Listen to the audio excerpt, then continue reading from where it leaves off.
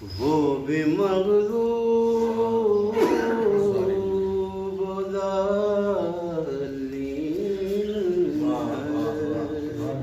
تیسرا مطلب یہاں پہ مطلب کب کوئی تجھ سالمین میں ہے، کب کوئی تجھ سالمین میں ہے، سب سے بہتر تو بہترین میں ہے، سب سے بہتر تو بہترین میں ہے۔ اتنی تاخیر سے تو کیوں آیا، اتنی تاخیر سے تو کیوں آیا، تیرا تو نور اولین میں ہے، تیرا تو نور اولین میں ہے۔ مجھ کو ہے تیرے نقش پا کی تلاش، مجھ کو ہے تیرے نقش پا کی تلاش، تیرا سجدہ میری جبین میں ہے، تیرا سجدہ میری جبین میں ہے۔ خاص طور سے شعر تمہارا سمجھیے، جو تیرا آئینہ غبار کرے، جو تیرا آئینہ غبار کرے، گرد اتنی کہاں زمین میں ہے،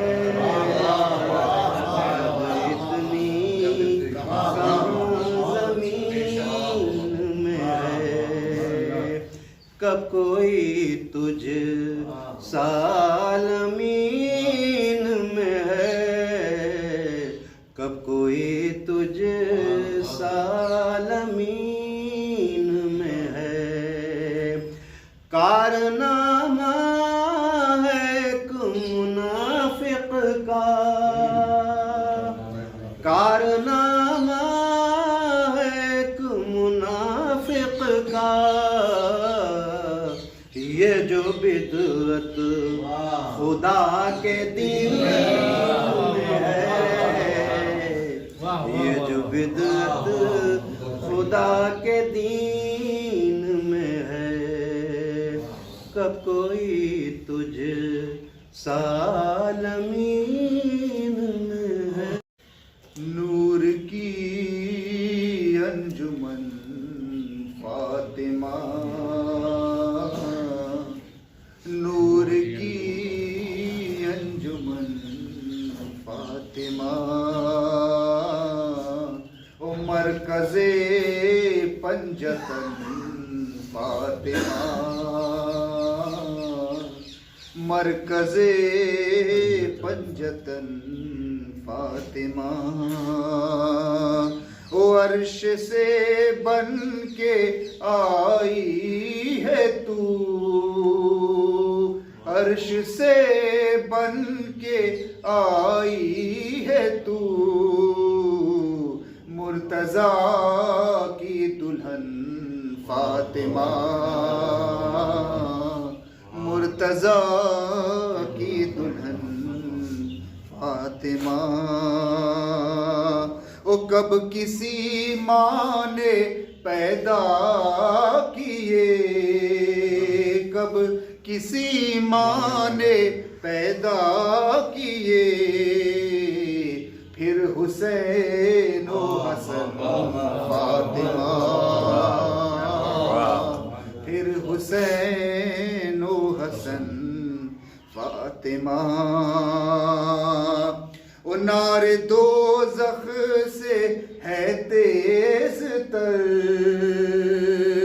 نار دوزخ سے ہے تیز تر، ارے ہو جو تجھ سے جلن فاطمہ، ہو جو تجھ سے جلن فاطمہ، او بن گیا تیرا باغ فدق،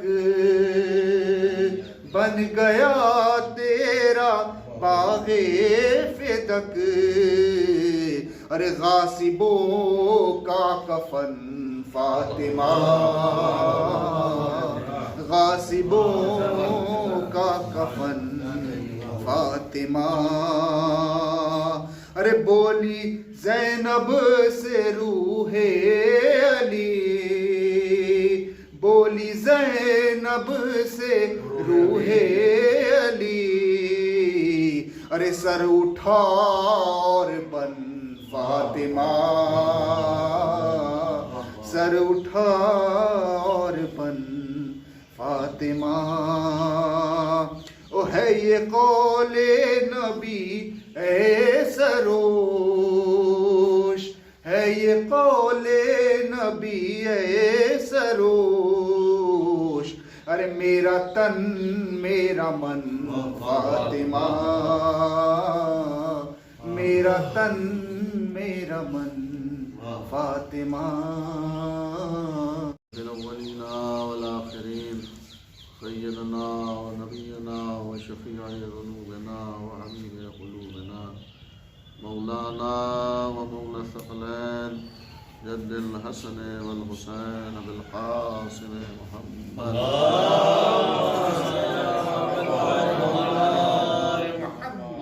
وعترته الطيبين الطاهرين المعصومين المظلومين الغر الميامين الذين أذهب الله عنهم الرجس وطهرهم تطهيرا. اللهم صل على محمد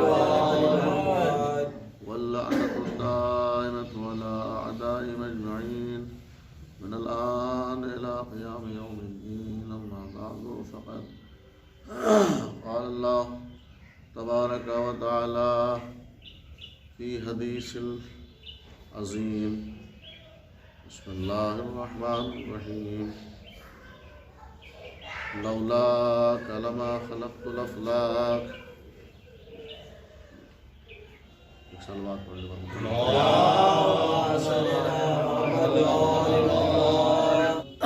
تبارک و تعالی شہزادی کونین حضرت فاطمہ زہرا سلام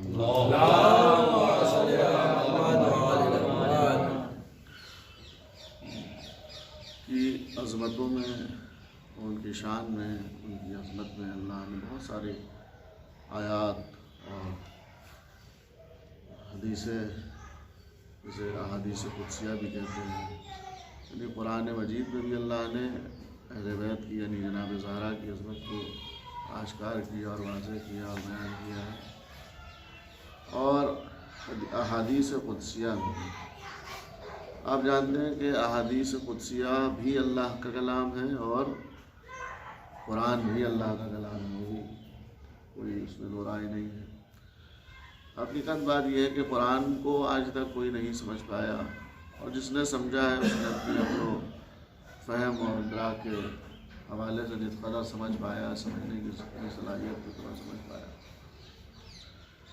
لیکن حقیقت میں جو لوگ علم میں اترے ہوئے ہیں، جنہیں قرآن کہہ رہا ہے راسخون فی العلم، یہ وہ حضرات ہیں کہ جو علم میں اترے ہوئے ہیں، علم میں ڈوبے ہوئے ہیں.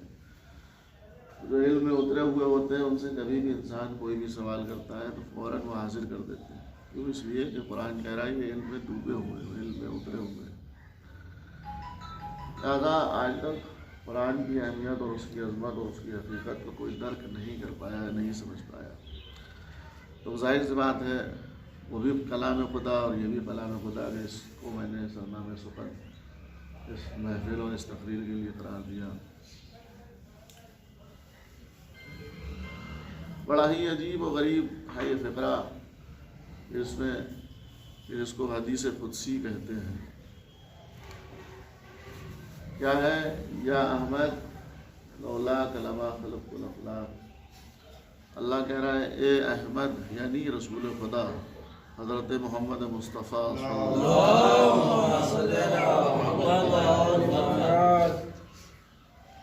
میں اس کائنات کو خلق نہ کرتا، لولا کا لما خلق الافلاق، افلاق کو خلق نہ کرتا، افلاق کو نہ بناتا اگر تمہیں بنانا نہ ہوتا۔ کیا ہے رسول اللہ کی خلقت کی وجہ ہے اس کائنات کی بقا، اس کائنات کی خلقت۔ اللہ نے صاف صاف کہا کہ ہم اگر تمہیں پیدا نہ کرنا ہوتا، تمہیں خلق نہ کرنا ہوتا تو ہم اس کائنات کو بناتے نہیں، اس کائنات کو خلق نہیں کرتے۔ اب بات یہ ہے کہ اس حدیث قدسیہ میں جو اللہ نے ارشاد فرمایا کہ ہم نے اس کائنات کو تمہاری وجہ سے خلق فرمایا ہے، یہ رسول اللہ کی فضیلت بیان کی جا رہی ہے یا کیا ہے؟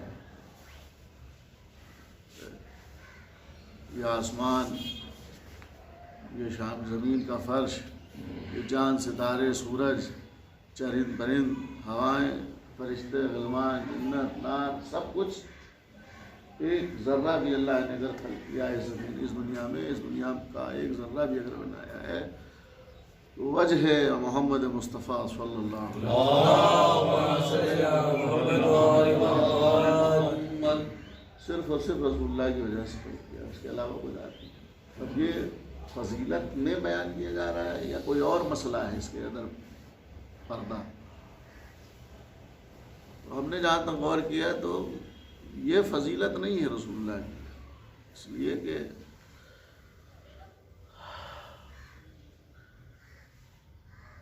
آپ دنیاوی مثالوں میں لے لیجئے، کسی جگہ پر کوئی محفل، کوئی پارٹی، کوئی سیمینار اگر برگزار کیا جاتا ہے، منعقد کیا جاتا ہے تو اس میں کوئی خاص وجہ بنتا ہے کہ جس کی وجہ سے وہ پارٹی، وہ محفل اور وہ جشن جو کچھ بھی ہے وہ برگزار ہو رہا ہے کسی نہ کسی خاص کی وجہ سے۔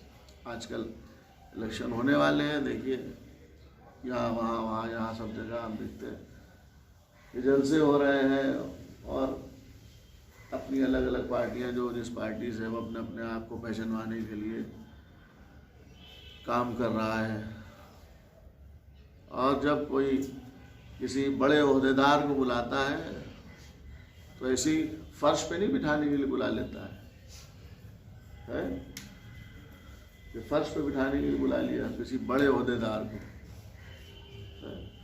مثلاً سی ایم صاحب کو اگر بلانا ہے آپ کو تو اس کے لیے بہت سارا پہلے سے انتظام کرنا پڑے گا۔ سپاہیآباد کا لان جو ہے وہ سجایا جائے گا، ڈیکوریٹ کیا جائے گا، ساری چیزوں کو لائٹ اور تمام سی چیزیں جو ہے اپنی اپنی جگہ پر رکھی جائیں گی، ہے نا، ساری سجاوٹ ہو جائے، سب کچھ بن جائے، سب تیار ہو جائے اور سی ایم صاحب کہتے ہیں سوری میں نہیں آ سکتا، مجھے فلاں جگہ بہت ارجنٹ میٹنگ میں جانا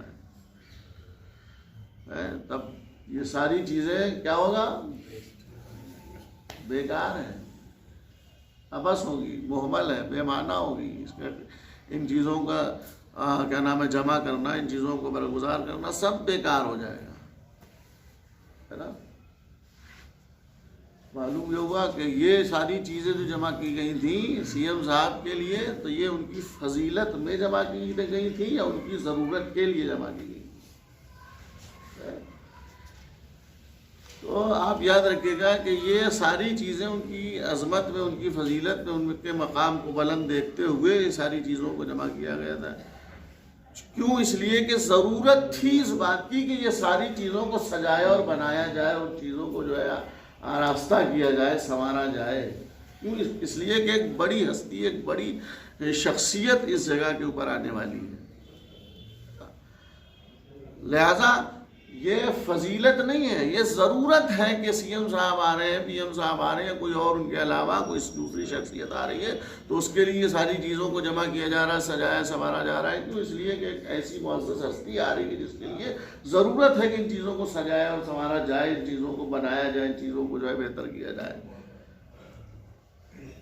یہ فضیلت میں نہیں ہے، حقیقت ہے میں ایک صلوات بھیجے پر محمد. حقیقت میں یہ ان کی فضیلت نہیں ہے، ضرورت ہے نا. بات واضح ہو گئی ہے.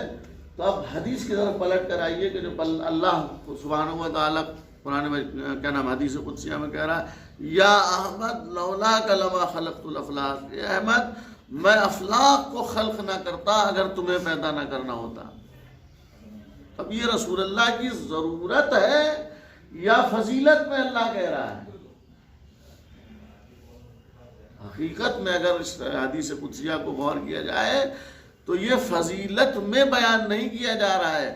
رسول اللہ کی ضرورت ہے اس کائنات کو کہ اس کائنات میں رسول معظم کو بھیجا جائے اور ان کو کیا نام ہے یہاں نازل کیا جائے، ان کو ان کی خلقت یہاں کی جائے تاکہ ان چیزوں کو وجود مل سکے، تاکہ ان چیزوں کو جو ہے نور مل سکے. وگرنہ کیا نام ہے چیزوں کو آپ ساری جمع کیجئے اور ساری چیزوں کو آراستہ کیجئے، سنواریے، خوب اچھی طرح سے بنا سنوار کر اس کو رکھیے، اور اس میں جو ہے مین ہستی نہ ہے، سب بیکار ہے نا. تو اب اس کائنات کو اللہ نے بنایا تھا رسول خدا کی وجہ سے. کیوں؟ اس لیے کہ رسول جو تھے، وہ حضور جو ہے وہ اس کائنات کی ضرورت کا نام ہے.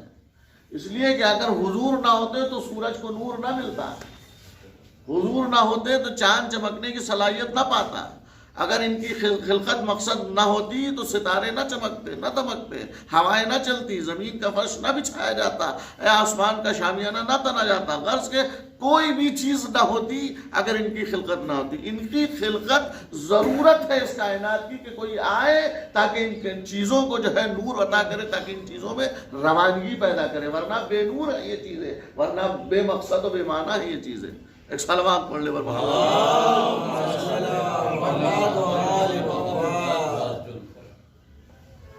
لہذا جب یہ بات سمجھ میں آ گئی کہ رسول اللہ جو تھے وہ اس کائنات کی ضرورت کا نام ہے، تو حدیث آگے بڑھ کر آواز دیتی لولا علی لما خلقت. اے رسول یاد رکھیے گا کہ اگر علی کو خلق کرنا نہ ہوتا تو میں آپ کو بھی خلق نہ کرتا. معلوم یہ ہوا کہ خلقت مولا کائنات حضرت علی بن ابی طالب علیہ السلام وجہ بنی ہے رسول اللہ کی خلقت. حدیث قدسیہ ہے، یہ کسی عام انسان کا کلام نہیں ہے، کسی مولوی مجتہد عالم کا نہیں ہے، بلکہ یہ خود خداوند متعال ارشاد فرما رہا ہے لولا علی، اگر علی کو خلق نہ کرنا ہوتا لما خلقت، میں تمہیں بھی خلق نہ کرتا، تمہارا بھی وجود نہ ہوتا. تب اگر اس معنوں میں لیا جائے کہ یہ علی کی فضیلت بیان کی جا رہی ہے تو رسول معاذ اللہ پھر علی جو ہے رسول سے افضل ہو جائیں گے. تو اس کا مطلب ہے کہ ضرورت ہے رسول کے کوئی علی آئے اس دنیا میں، وہ رسول کا ہم نوا، ہم نشین، جانشین بن جائے اور وہ رسول کی خدمت کرے اور ان کے دین کو ان کے بعد آگے بڑھائے. لہذا اس معنوں میں قطعی طور پر نہیں لیا جا سکتا کہ علی کی فضیلت بیان کی جا رہی ہے. اس معنوں میں لینا ہی زیادہ مناسب اور بہتر رہے گا کہ یہ علی کی فضیلت نہیں بلکہ ضرورت کائنات کو بتائی جا رہی کہ رسول کو ضرورت ہے ایک ایسے شخص کی کہ جو دنیا میں آئے اور رسول کی ہم نشینی، جانشینی کو، ان کی چیزوں کو اپنائے تاکہ ان کے بعد ان چیزوں، کیونکہ قرآن کہہ رہا ہے انکا میت وانکا میتون، رسول آپ کو مرنا ہے اور آپ کے بعد سب کو مرنا ہے. جب سب کو مٹ جانا ہے، جب سب کو مر جانا ہے، سب ساری کائنات کلو من علیہا فان، حتمی فیصلہ ہے قرآن کا، ہر چیز کو فنا ہو جانا ہے. جب ساری چیزیں فنا ہو جانا تھی رسول کے بعد، اگر یہ کہا جائے کہ فضیلت میں تھی یہ کائنات رسول کی، تو اس کائنات کو مٹ جانا چاہیے تھا رسول کے بعد، لیکن نہیں، ضرورت تھی رسول کو اس کائنات کی، اور رسول کو چونکہ موت آنا ہے، رسول کو اس دنیا سے چلے جانا ہے، بظاہر آنکھ بند کر لینا ہے، لہٰذا اب رسول کے بعد ایک ایسی ہستی کو، ایک ایسی شخصیت کی ضرورت تھی کہ جو اس رسول کے بعد، جیسے رسول کے زمانے میں سورج چمکتا تھا ویسے ہی رسول کے بعد اس کے زمانے میں سورج چمکتے رہے، جیسے رسول کے زمانے میں ہوائیں چلتی تھی ویسے اس کے زمانے میں ہوائیں چلتی رہے، جیسے رسول کے زمانے میں وجود کائنات تھا کائنات کی بقا تھی اس کی وجہ سے جو ہم نشین پیغمبر ہو، جانشین پیغمبر ہو، جو رسول جیسا ہو، عام الفاظ میں کہا جائے رسول اللہ کے جیسا ہو، کوئی ایسا شخص ہو. لہذا رسول اللہ اپنے جانے سے پہلے میدان غدیر میں ہاتھ بلند کر کے دنیا کو بتا گئے من کنت مولا فہذا علی مولا. ایک صلوات پڑھ لے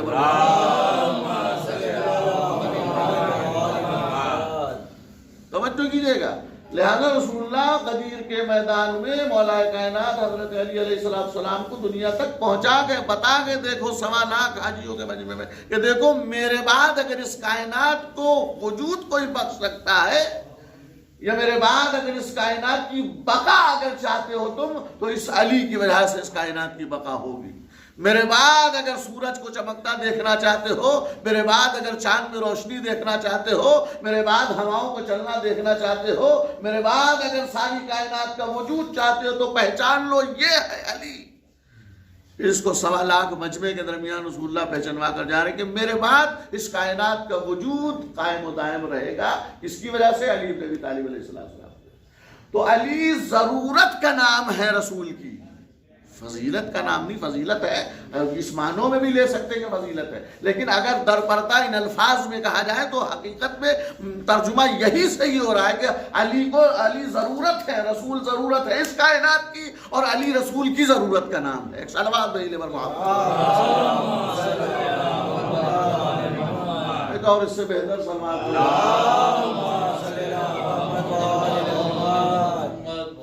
کہ میں آپ کو کس مقصد کی کس طرف لے کر جا رہا ہوں. بہت خوبصورت سا پہلو ہے کہ رسول کی اس کائنات کی ضرورت ہے اور رسول کی ضرورت ہے علی بن ابی طالب علیہ السلام. لہذا مولا کائنات کو میدان غدیر میں رسول اللہ نے پہچانوایا کہ دیکھو اس کائنات کی ضرورت میرے بعد اس کے ذریعے سے پوری ہوگی.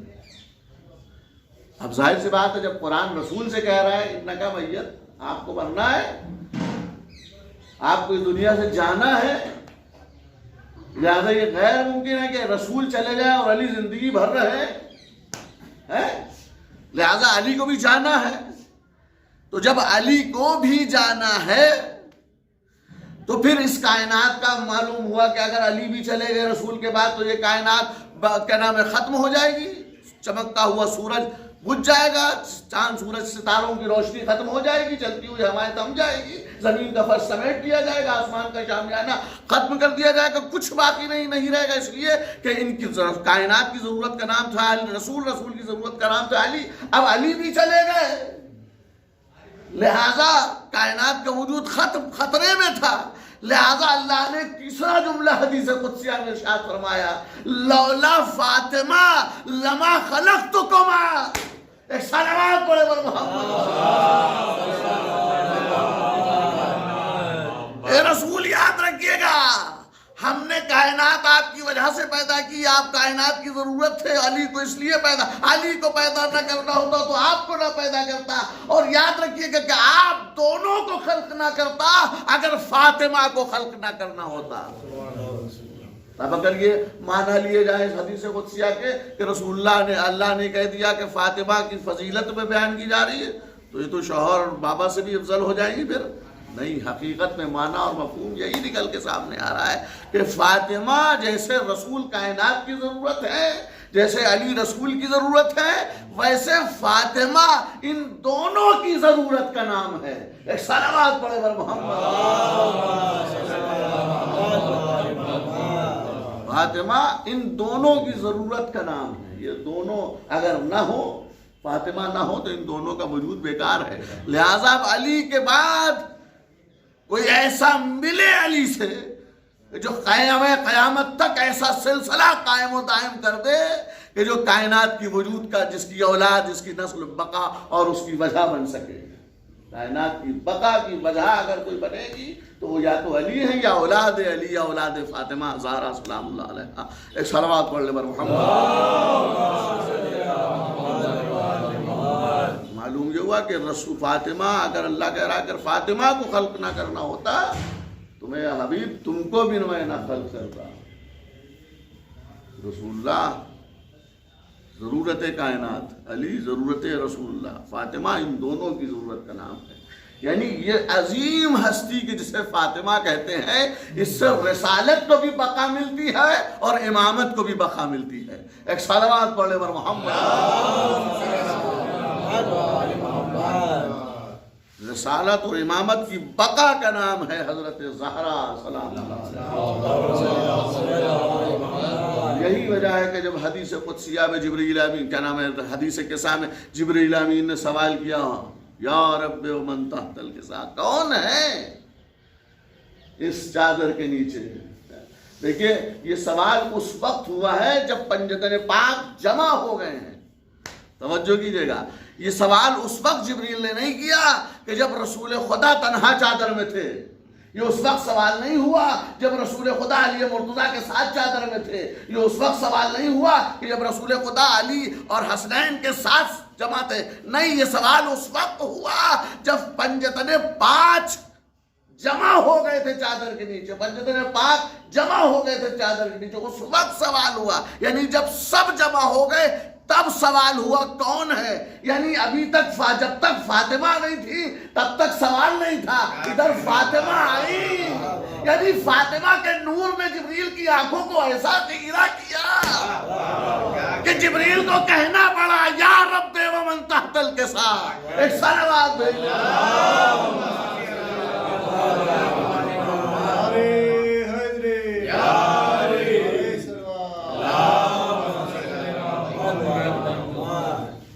فاطمہ کے نور نے جبریل کی آنکھوں کو ایسا خیرہ کیا کہ اب سوال ہو رہا، یا رب ہے کون اس چادر کے نیچے؟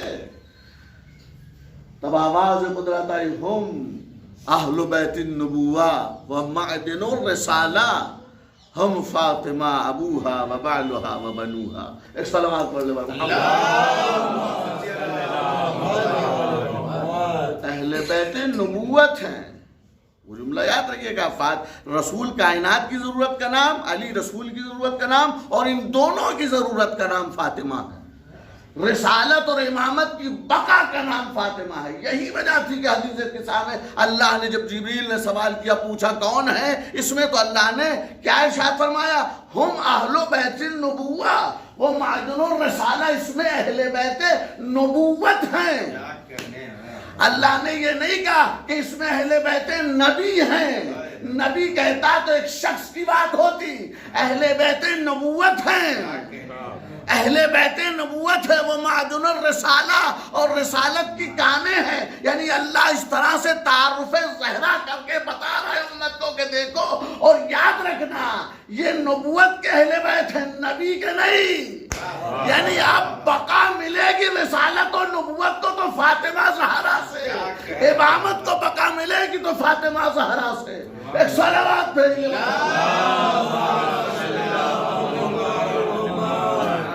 اور اس بات کو واقعی مباہلہ سے جا کر ٹیلی کیجئے، ملائیے اس کو.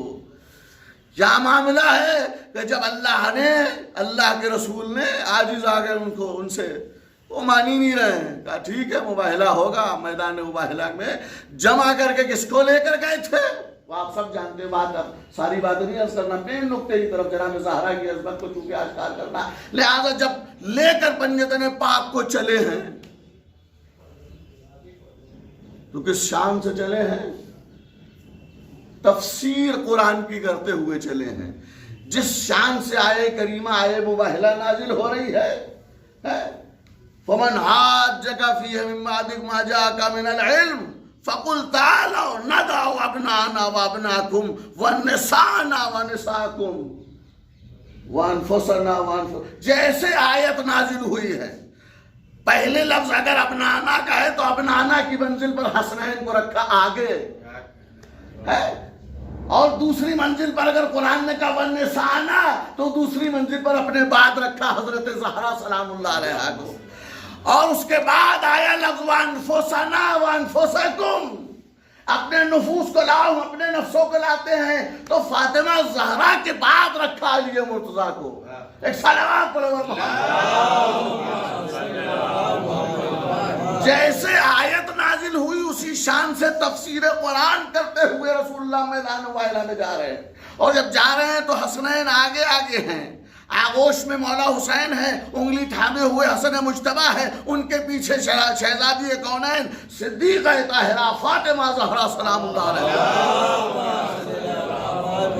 اور ان کے پیچھے غالب کل غالب حضرت علی ابن ابی طالب چلے جا رہے ہیں۔ یہ درمیان میں حضرت زہرا کو کیوں لے کر جا رہے ہیں نبی؟ ایک تو آیے کریمہ کی تفسیر بھی کر رہے ہیں اور دوسرے امت کو بتا رہے ہیں کہ دیکھو فاطمہ اس عصمت آفتاب کا نام ہے، فاطمہ اس عصمت کا نام ہے، اس آفتاب عصمت کا نام ہے کہ اگر اس کی شعائیں آگے بڑھیں تو رسالت نظر آئے اور اگر پیچھے بڑھ جائیں تو امامت نظر آئے۔ ایک صلوات ہے اور اس سے بہتر صلوات اس لہذا فاطمہ زہرا درمیان میں ہے، جن کی نور کی شعائیں اگر آگے بڑھے تو رسالت نظر آئے اور پیچھے بڑھے تو امامت نظر آئے۔ جناب ام المومنین جناب زہرا سلام اللہ علیہا کی طہارت کے بارے میں بیان فرماتی ہے۔ ایک صلوات دے لے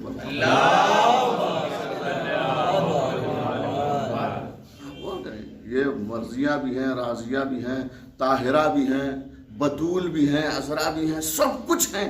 کون؟ فاطمہ زہرا، فاطمہ بھی ہیں، زہرا بھی ہیں، ام ابیہا ہیں، حتیٰ کہ ام ابیہا اپنے باپ کی ماں کوئی بیٹی کہلائے، ایسی بیٹی تو ہو جسے زہرا کہتے ہیں۔ ام المومنین پیغمبر کی ایک خوبصورت بیوی، خوبصورت نہیں، صلوات بھیجے محمد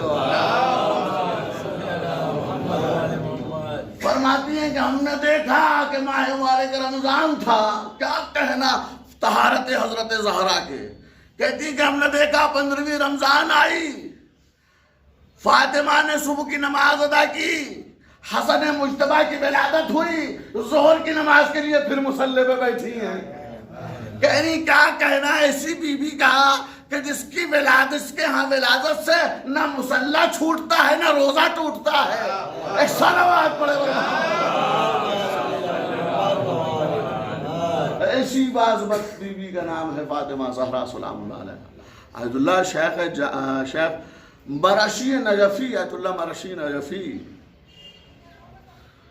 ان کے سامنے جب کوئی فاطمہ زہرا کا نام لے لیتا تھا، ہم لوگوں کو چونکہ معرفت نہیں ہے، ہم لوگوں کو پتہ نہیں ہے نا کہ کس بیوی کا نام ہے فاطمہ، لہذا روایات میں ہے، حدیث میں ہے کہ اگر تم اپنی بیٹی کا نام تم نے فاطمہ رکھا ہے تو اس کا پھر احترام کرنا اس نام کی مناسبت کی وجہ سے۔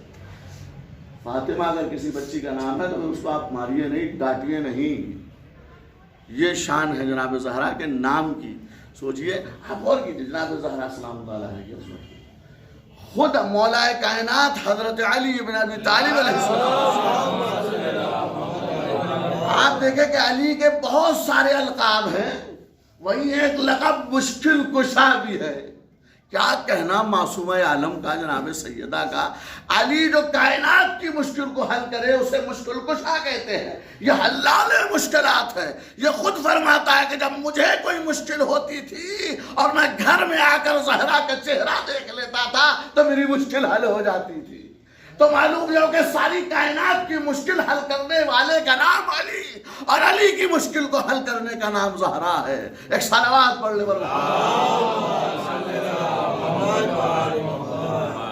جناب زہرا سلام اللہ علیہ کی بہت زیادہ عظمت ہے، لہذا جب بھی ان کی تسبیح پڑھیں تو ایسے پڑھیں کہ جیسے آخری تسبیح پڑھ رہے ہوں، بڑی شان ہے۔ امام جعفر صادق علیہ السلام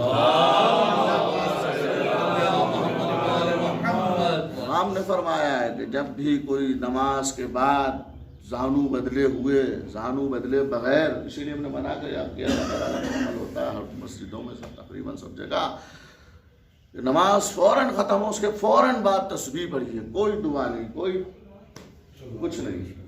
ان اللہ کی آیے کریمہ پڑھنا نماز کے بعد واجب نہیں ہے، نماز صرف واجب ہے، لیکن اب ہر جگہ نماز کے بعد فوراً کوئی نہ کوئی پڑھتا ہے، ایسے پڑھتا ہے جیسے واجب ہے، پڑھنا چاہیے، میں منع نہیں کر رہا ہوں، ہرگز یہ نہ سوچیے کہ منع کر رہے ہیں، ہرگز ایسا نہیں ہے، لیکن جناب زہرا کی عظمت بہت بلند ہے، جناب زہرا کی تسبیح کی عظمت بہت بلند ہے۔ یہ تسبیح ملی کیسی تھی؟ جناب امیر نے کہا تھا بنت پیغمبر آپ کے بابا لوگوں کو غلام بانٹ رہے ہیں، آپ بھی اپنے بابا سے ایک غلام لے آئیے، کوئی کنیز لے آئیے، آپ کے گھر کے کام کاج میں آپ کا ہاتھ بٹائے گی۔ دیکھیے مولا کائنات نے یہ بات جناب زہرا سے کیوں کہی؟ کیا معلوم نہیں تھا کہ رسول جناب زہرا کو جواب کیا دیں گے؟ کوئی کہہ سکتا کہ علی کو نہیں معلوم تھا؟ بالکل معلوم تھا۔ پھر کیوں؟ پھر اس لیے سوال کیا جا رہا ہے جناب زہرا سے، اس لیے جناب امیر کہہ رہے ہیں تاکہ بات ہم تک پہنچ جائے، چونکہ یہ سب ہے سیرت کا نمونہ، اور ہم سب ہیں ان کی سیرت کو اپنانے والے، ان کی زندگی کو دیکھ کر اپنی زندگی کو بنانے والے۔ لہٰذا جناب امیر نے یہ جملہ فقرہ جناب زہرا سے کہا کہ جائیے اپنے بابا سے۔ جناب زہرا گئیں، بابا سے کہا، جانتی تھی یہ بھی کہ بابا کیا جواب دیں گے، اس لیے کہ علی کی کفو ہیں، یہ علی کے بغیر نامکمل ہے اور علی ان کے بغیر نامکمل ہے نا، لہذا ناممکن ہے کہ فاطمہ زہرا کو بابا کا جواب نہ معلوم تھا، فاطمہ زہرا کو بابا کیا جواب دیں گے میرے اس سوال پر، لیکن خاموشی سے چپکے سے شوہر کی اطاعت کرتے ہوئے بابا سے سوال اس لیے کیا تاکہ بات ہماری کنیزوں تک پہنچ جائے، ہماری چاہنے والیوں تک یہ بات پہنچ جائے۔ جناب زہرا نے جا کر بابا سے سوال کیا، بابا آپ تو دیکھ رہے ہیں چکی چلاتے چلاتے میرے ہاتھ تھک جاتے ہیں، خون نکلنے لگتا ہے، فرشتے بہرحال آ کر خدمت کرتے ہیں۔ جناب رسول اللہ نے فرمایا کہ آج کل کے واقعاً باپ بھی سیکھیں، دہیج دے دیا ڈھیر بھر تاکہ جو ہے داماد کے اوپر حکومت کر سکیں۔ ایک صلوات پڑھے پر محمد، اور دامادوں کو بھی جناب امیر کے حوالے سے اس سیرت کو اپنانا چاہیے کہ جناب امیر نے بھیجا کیوں ہے، ساری چیزیں ہیں نا۔ اب مولا جناب زہرا نے کہا، بابا کے سامنے اپنا سوال رکھا، تو شاید رسول اللہ نے فرمایا بیٹی گھبراؤ نہیں، میں تمہیں اس سے بہترین نسخہ دیے دے رہا ہوں۔ کیا ہے وہ نسخہ؟ رسول اللہ نے فرمایا کہ اب سے جب بھی تم نماز پڑھنا، ہر نماز کے بعد تسبیح پڑھنا، 34 مرتبہ اللہ اکبر، 33 مرتبہ سبحان الحمدللہ، 33 مرتبہ سبحان اللہ۔ اب اس کے بعد جو بھی دعا کرو گی وہ انشاءاللہ تمہاری دعائیں مستجاب ہوں گی۔ اس طرح سے نماز کے بعد تسبیح الہی کرنا۔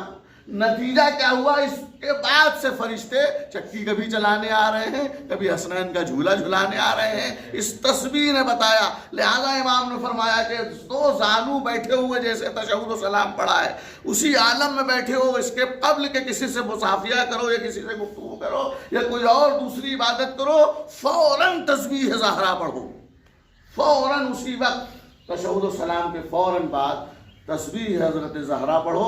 تسبیح پڑھنے کے بعد پھر جو دعا مانگو گے وہ دعا مستجاب ہوگی، وہ دعا قبول کی جائے گی بارگاہ الہی میں، وہ دعا مستجاب الہی ہوگی، بارگاہ الہی میں پہنچے گی۔ اور امام نے فرمایا کہ دو زانو بدلے ہوئے، بغیر بدلے ہوئے اگر کوئی تسبیح زہرا پڑھتا ہے تو یقیناً وہ جنتی ہے، بہشت میں داخل ہوگا بغیر کسی معاملے کے۔ لہذا تسبیح حضرت زہرا کا پڑھنا بے انتہا ثواب۔ بچہ ایک آخری بات اور ختم و دعا کریں، وہ یہ کہ تسبیح پڑھیں تو کیسے پڑھیں؟ اللہ اکبر، اللہ اکبر، اللہ اکبر، اللہ اکبر، اللہ اکبر، اللہ اکبر۔ اتنی جلدی ہم لوگوں کو رہتی ہے، آفس چھوڑ کے آئیں، دکان چھوڑ کے آئیں، کوئی لوٹ نہ لے جائے، کوئی معاملہ نہ ہو جائے، اتنی تو جلدی ہوتی ہے دنیا کے چکر میں۔ لیکن یہ 1-2 منٹ کا آرام والا کام کس قدر فوائد پہنچا رہا ہے یہ ہمیں نہیں پتا ہے۔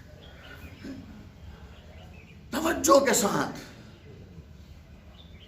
پوری اپنے دل کی توجہ کے ساتھ تسبیح پڑھیں، جنت ایسے آسان سے مل جائے گی۔ اللہ اکبر، اللہ اکبر، اللہ اکبر، اللہ اکبر پڑھنے میں جنت مل جائے گی۔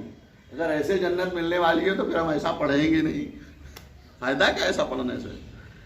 لہٰذا جنت ملنے والی، جنت کوئی معمولی چیز تو ہے نہیں، اتنی آسانی سے مل جائے گی۔ لہٰذا تسبیح توجہ قلب کے ساتھ پڑھی جائے۔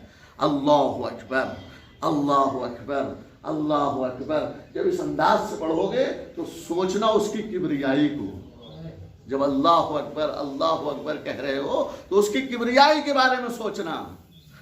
اور جب الحمدللہ کہنے لگ جاؤ، الحمدللہ الحمدللہ الحمدللہ، جب یہ الحمدللہ 33 مرتبہ کہہ رہے ہو تو اس انداز سے کہو، اس توجہ سے کہو کہ تمہاری توجہ بارگاہ الہی میں ہو، اور اس کی تعریف کرتے وقت یہ سوچو کہ پروردگار کتنا کامیاب، کتنا کیا کہنا تیری رحمت کا، اور کتنی تیری رحمتیں ہیں پروردگار کہ تو نے بہترین بہترین نعمتیں عطا کی ہیں۔ جب الحمدللہ کہہ رہے ہو تو اس کی نعمات کے بارے میں سوچو، نعمات الہیہ کا تذکرہ اپنے ذہن میں تصور کرو، اور جب سبحان اللہ کہو تو جب نعمتوں کے بارے میں سوچ رہے تھے تو اسی نعمت پر سبحان اللہ کہتے رہو۔ سبحان اللہ کہ تو نے اتنی حسین نعمت دی کہ میری آنکھیں ساری کائنات کو دیکھ رہی ہیں، کانے نہیں ہیں پروردگار۔ سبحان اللہ میرے اعضاء و جوارح میں کوئی عیب نہیں ہے، کوئی نقص نہیں ہے، میرا ہونٹ کٹا نہیں ہے، ساری چیزیں تو نے بغیر عیب دی۔ کیوں؟ اس لیے کہ تو بے عیب ہے۔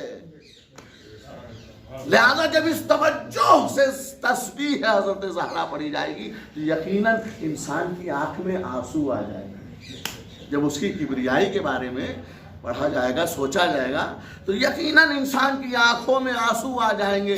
مکھی کے پر کے برابر بھی اگر اس وقت آنسو نکل آئے اور پھر دعا ہاتھوں کو اٹھا کر خدا کی بارگاہ میں کی جائے تو طے ہے، ناممکن ہے دعا رد کر دی جائے۔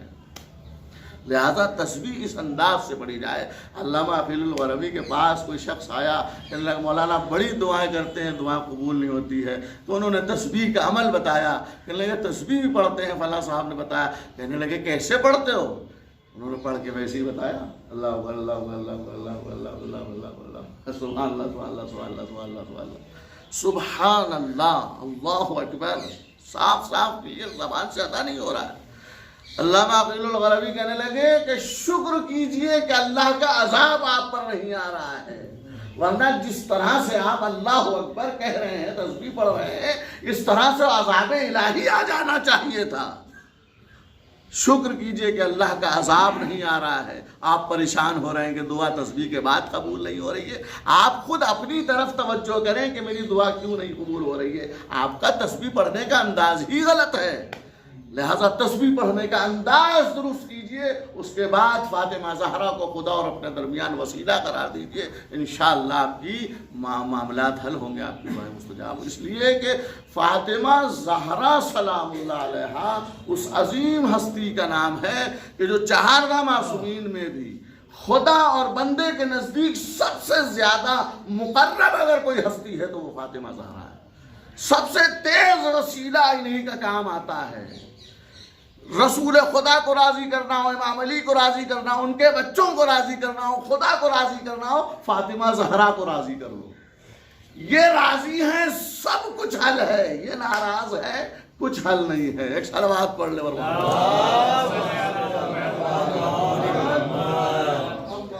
لہذا دعا گو ہیں خدا کی بارگاہ میں جناب زہرا سلام اللہ علیہا کے حق کے واسطے سے کہ پروردگارہ ہم سب کی تمام مومنین مومنات کی دعاؤں کو اللہ مستجاب فرمائے، تمام دلی جائز حاجتوں کو قبول فرمائے۔ خدایا جہاں جہاں اشیاء ہیں میرے کردار، ان کی جان مال عزت اور ناموس کی حفاظت فرمائے۔